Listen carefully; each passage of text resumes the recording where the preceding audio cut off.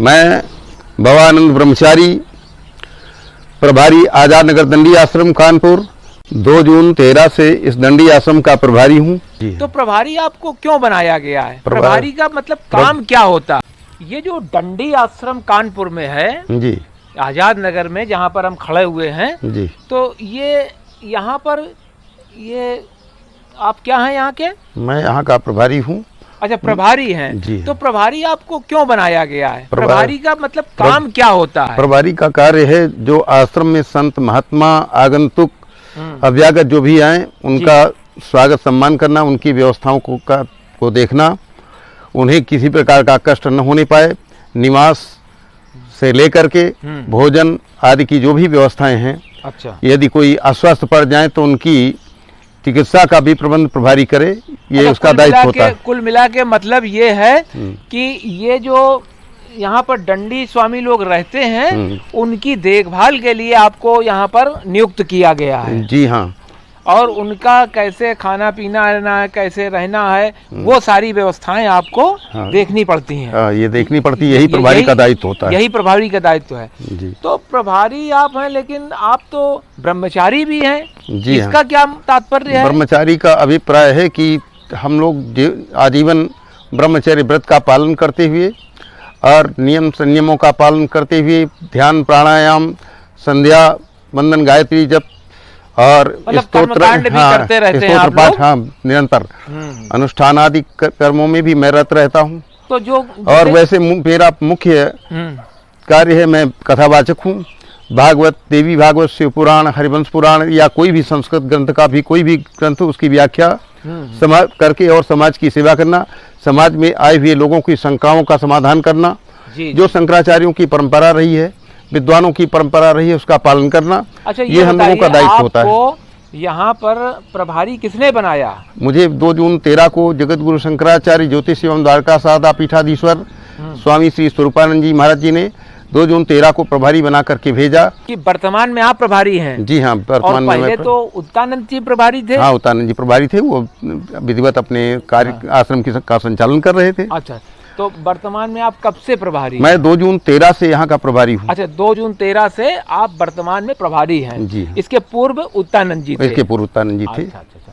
तो ये आप प्रभारी बनने के बाद आपने क्या क्या किया? प्रभारी बनने के बाद में सबसे पहला काम तो ये किया कि प्रभारी बनने के पूर्व ही मैंने जो दुकानें दूसरों के अंडर में थी उनको दुकानों को अपने कब्जे में लिया। मतलब और आश्रम की आय बढ़ी, आश्रम की संत महात्माओं के खाने पीने आदि की सुविधा बढ़ी। तो उसके बाद में सबसे पहले ये आश्रम का जीना बनवाया। जीना बनवाने के बाद में बाउंड्री करवाई, जो ये गड्ढा सामने दिखाई पड़ता है इसकी बाउंड्री करवाई। बाउंड्री कई निर्माण कार्य आपने किए। इसके बाद में व्यास मंच का निर्माण करवाया, व्यवधान नहीं किया। आप दंडी स्वामियों की सेवा करते हैं, उनके खाने पीने की व्यवस्था करते हैं, वो पैसा कहाँ से आता है? ये जन समुदाय के द्वारा आता है। साथ ही में जो है कुछ भक्त लोग भी लगे हैं जो देते हैं।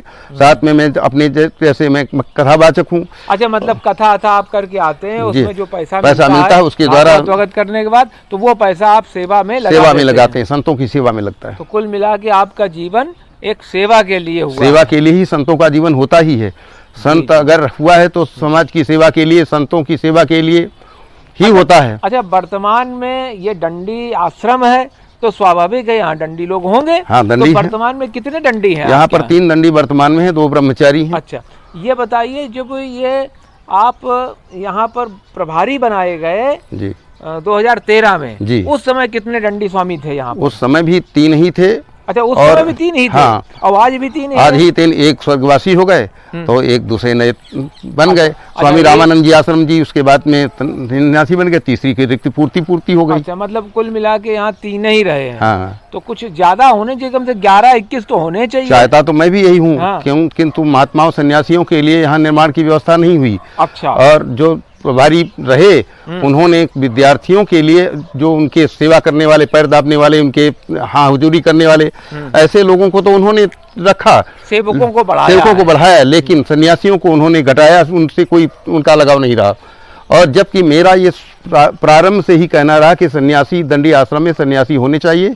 सन्यासी आप बताइए फिर। हाँ, मैं उसका प्रबंध कर रहा हूँ। जब मेरे हाथ में पूरा चार्ज ये दे देंगे, ये अपने स्थान से हटेंगे तो इसके बाद में मैं कमरे बनवाने जा रहा हूँ। आपको तो लिखित चार्ज मिल चुका है? तो आप एक दो सन्यासियां यहाँ बसाइए। बस सन्यासी पहले लोग। उनके निवास के लिए मैं प्रबंध कर लूं, इसके बाद में मेरा विचार है हाँ। कि 2-4 सन्यासी अवश्य रहेंगे, कम से कम 5 सन्यासी से कम आश्रम में नहीं रहेंगे। आइए आइए।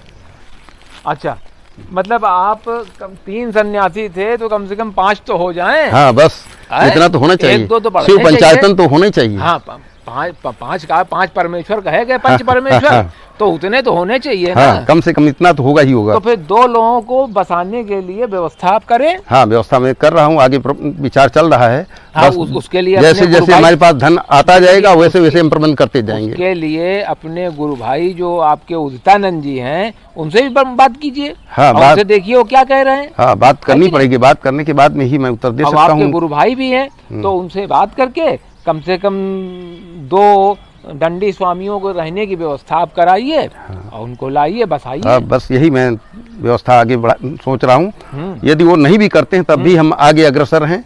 जो भी धन अर्जन होगा उसके द्वारा 2-3 कमरे बनेंगे, उसमें जितना हो सकेगा सन्यासियों को मैं रोकूंगा, क्योंकि सन्यासी दंडी आश्रम में दंडियों का ही अस्तित्व है।